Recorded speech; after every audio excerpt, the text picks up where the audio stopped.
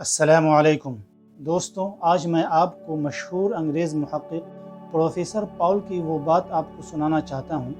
انہوں نے ایک حدیث سے آپ صلی اللہ علیہ وسلم کی صداقت پر اتنا خوبصورت استدلال کیا ہے اور اسے بطور دلیل بنا کر پیش کیا ہے کہ آپ سن کر کے اسے خوش ہو جائیں گے۔ اور اس پروفیسر نے اس حدیث کے حوالے سے ایسا نقطہ پیش کیا ہے اور اسے اس زاویے سے دیکھا ہے کہ شاید ہی آج سے پہلے کسی نے اس حدیث کو اس طرح لیا ہو اور اسے آپ صلی اللہ علیہ وسلم کی صداقت پر بطور دلیل بنا کر پیش کیا ہو۔ تو لیجیے آپ خود ملاحظہ کیجئے کہ انہوں نے کتنا خوبصورت استدلال پیش کیا ہے آپ صلی اللہ علیہ وسلم کی صداقت۔ There is an ocean of evidence that proves that Muhammad was a true prophet. But the most compelling one for me personally is the following incident narrated in an authentic hadith during the death of his son Ibrahim. There was a solar eclipse in the time of God's messenger on the day his son Ibrahim died. The people said, "The eclipse of the sun has happened due to the death of Ibrahim." God's messenger said, "The sun and the moon are two of God's signs. They are not eclipsed due to the death or life of anyone. So when you see them, the eclipse of the sun or moon, supplicate to God and offer prayers until the eclipse is over."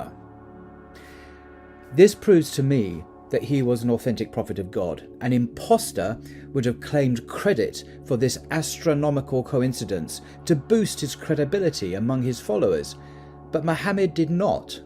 It has the ring of authenticity.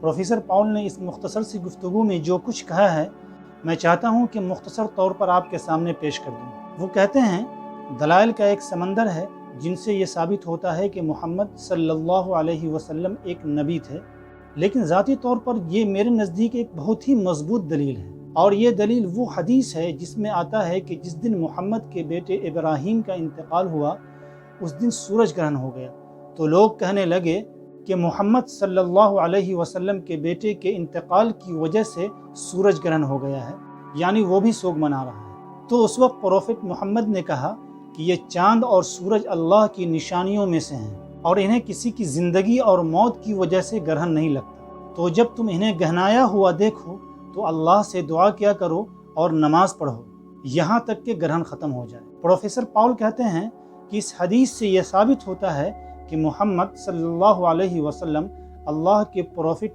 اور رسول تھے، کیونکہ ایسا واقعہ اگر کسی جھوٹے یا کذاب کے ساتھ پیش آیا ہوتا تو وہ اس کی وجہ سے اپنی فضیلت کا دعوے دار ہوتا اور اسے اپنے مفاد کے لیے استعمال کرتا اور اپنے پیروکاروں کے سامنے اسے اپنے دعوے کی سچائی کے طور پر پیش کرتا، لیکن محمد نے ایسا بالکل نہیں کیا، اور اسی سے یہ پتہ چلتا ہے کہ وہ واقعی اللہ کے سچے نبی اور پروفٹ تھے، اور یہ واقعہ اس پر ایک ٹھوس دلیل ہے۔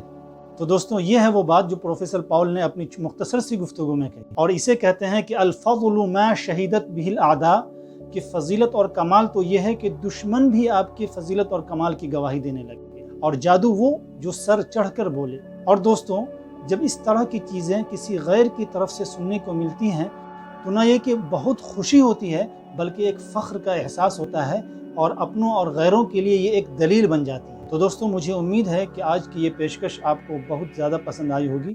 خدا حافظ۔